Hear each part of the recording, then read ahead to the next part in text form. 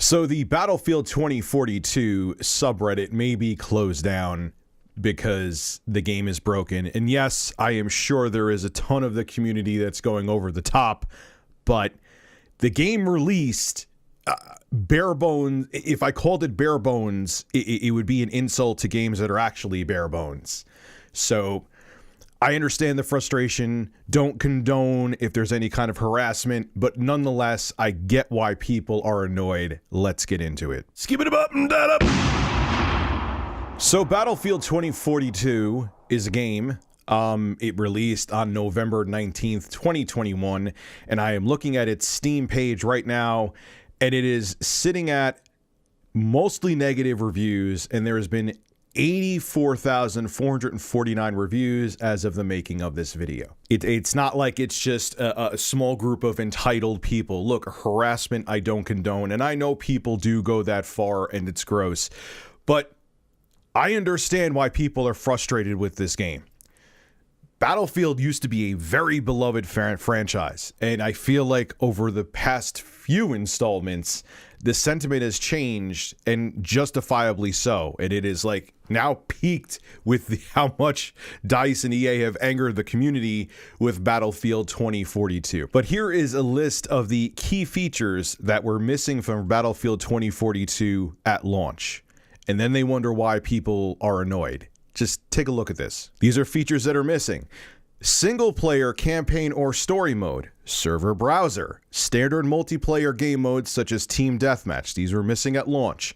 Persistent lobbies, a variety of in-game assignments, class system, many character customization options, stats page in the game menu, battle logs and stat trackers for other players, such as players previously seen, global leaderboards, custom emblem support, spectator mode, permanent community servers, central US servers, and a weapons test range. Like, no team, like Halo Infinite also launched without a team slayer mode, which baffled me, but they fixed that fairly quickly.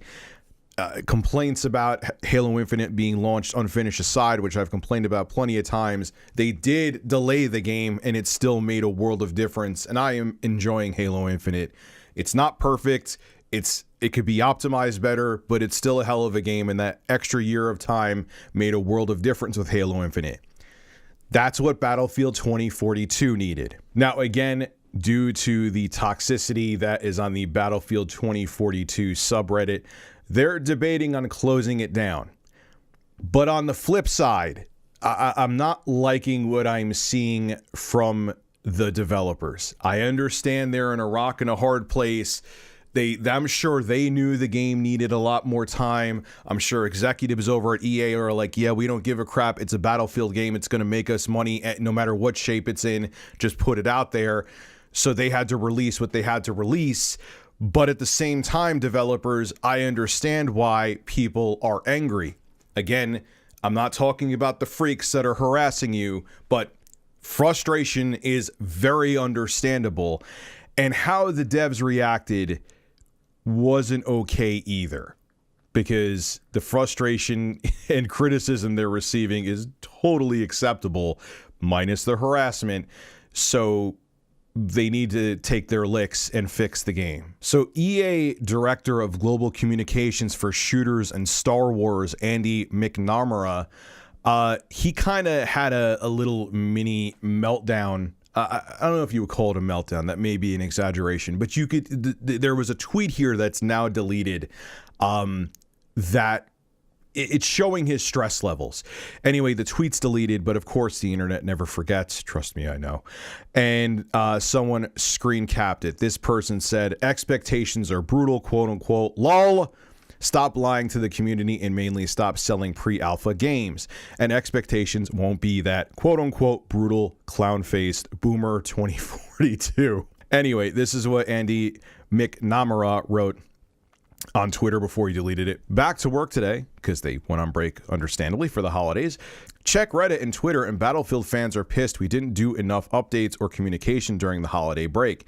Guys, people gotta rest. We have things in motion, but we have to figure out what is possible. We will address it when we are 100%, I think he meant to say there. He responds to his own tweet with another tweet to continue the thread. Let us get back from break and get back to work. Love you guys, but these expectations are brutal. The things you want take time to scope, design, and execute. The things that are missing from the goddamn game are basic things that should have been there at launch.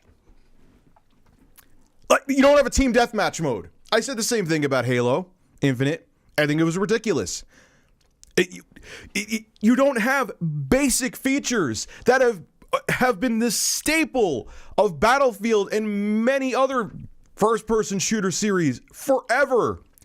You launched an alpha of a game, told people it was complete, and then after they bought it, it was like, yeah, it's an alpha that you paid full price for. How you liking it? It's not good? Oh, yeah. We'll fix it now, we swear. But if you're pissed off that you bought the game and you love Battlefield series and it isn't what you expected because it doesn't have bare basic features in it, don't add us, even though those features should have been there, and it's more than acceptable that people are pissed off at this, but your expectations are brutal. Now, look, I understand he's in a rock and a hard place, and he has to make sure EA is happy, and he's trying to keep the community happy, and I'm not, again, harassing these people gets nothing done, and all it does is make the community look bad, and these people shouldn't be harassed. They have families and they have lives too. But for like, your expectations are brutal.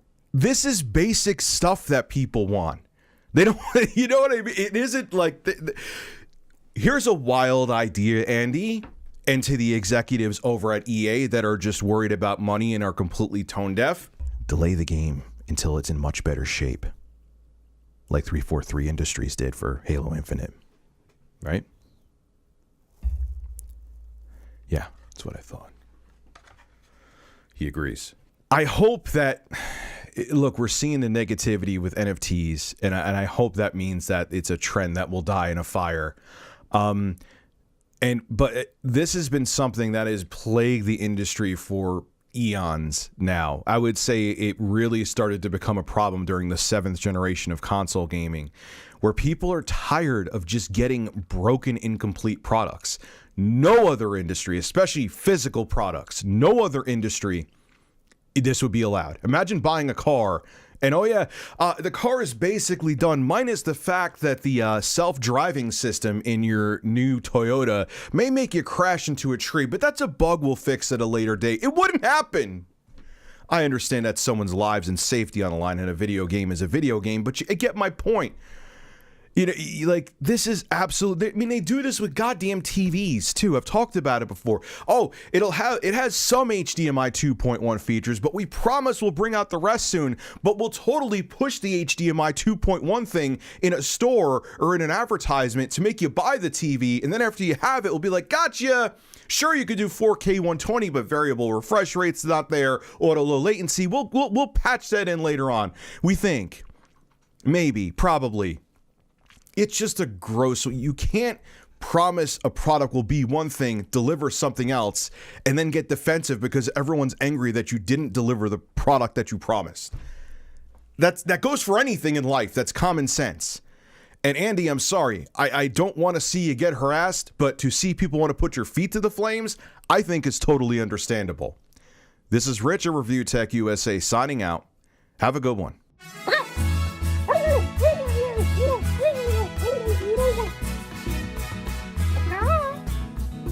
Bacana.